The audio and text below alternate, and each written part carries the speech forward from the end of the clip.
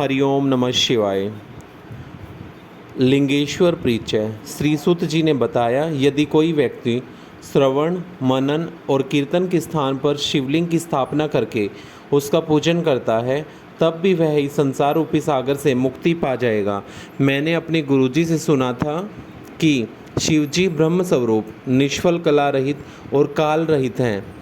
इस निष्फल में निराकार लिंग की प्रधानता है। वे सभी कलाओं से युक्त हैं और साकार निराकार से ही शिवजी ब्रह्म संज्ञक भी हैं। व्यक्ति शिवजी के साकार रूप और निराकार रूप दोनों को पूजते हैं। प्राचीन काल में ब्रह्मा विष्णु के विवाद में उन्होंने शिवलिंग में प्रकट होकर दर्शन दिए थे। तभी से शिवलिंग इस संसार में पूज्य हो गया। इससे सबका कल्याण होता है और मोक्ष की प्राप्ति होती है। हरिओम नमः शिवाय। शिव शंकर। ओम त्र्यंबकम यजामहे सुगंधिम पुष्टिवर्धनम उर्वारुकमिव बंधनान मृत्योर्मोक्षीयमामृतात्। ओम नमः शिवाय। ब्रह्मा और विष्णु का विवाद। पूर्व समय की बात है कि भगवान विष्णु अपने पार्षदों सहित लक्ष्मी जी के साथ शेष शैया पर शयन कर रहे थे। ब्रह्मा जी भी वहां पहुंचे। विष्णु को संबोधन करके बोले, हे पुत्र, तुम कौन हो? उठो, तुम मुझे देखो, मैं तुम्हारा भगवान यहाँ आया हूँ। विष्णु यह सुनकर क्रोध को दबाते हुए बोले, हे पुत्र, तुम्हारा कल्याण हो। आओ बैठो, देखो मैं तुम्हारा पिता हूँ। कहो, तुम्हारा मुख टेढ़ा क्यों हो गया है? ब्रह्मा जी बोले, समय के फेर से तुम्हें अभिमान हो गया है। हे पुत्र, मैं तुम्हारा स्वामी हूँ, इस समस्त संसार का पितामह हूँ।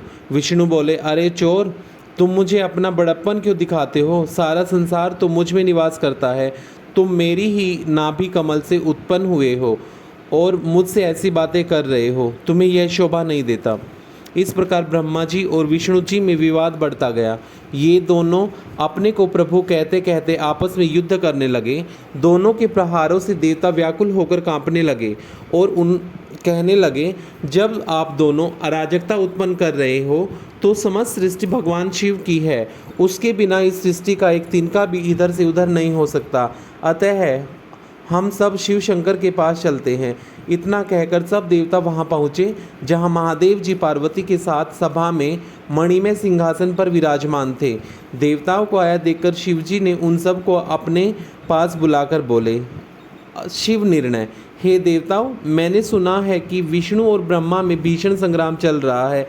इस कारण तुम्हें महान दुख उठाना पड़ रहा है, परंतु अब तुम घबराओ मत। शिवजी वहां पहुंचकर बादलों की ओट में उनका भीषण युद्ध देखने लगे। वे परस्पर एक दूसरे पर माहेश्वर और पशुपात अस्त्रों का प्रयोग कर रहे थे। इनके प्रयोग करने पर त्रिलोकी भस्म हो जाती है। इस प्रलय के वातावरण को देखकर शिवजी एक तेजोमय अग्नि के समान दोनों के पथ्य में जाकर चमकते हुए स्तंभ लिंग के रूप में प्रकट हुए। ब्रह्मा और विष्णु महातेज वाले स्तंभ को देखकर विस्मय में पड़ गए। दोनों कहने लगे, यह इंद्रियातीत अग्नि स्वरूप स्तंभ क्या है?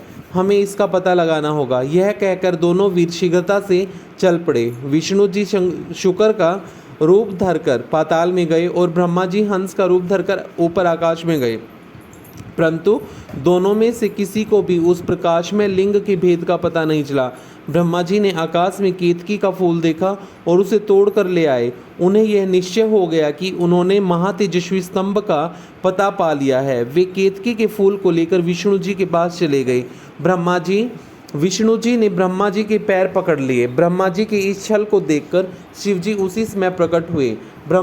विष्णु जी ने भगवान शंकर के चरण पकड़कर प्रणाम किया। विष्णु जी की इस महानता से भगवान शिव बहुत खुश हुए। उन्होंने प्रसन्न होकर उनकी सत्यवादिता की प्रशंसा की और अपनी समता प्रदान की। हर हर महादेव। ओम नमः शिवाय।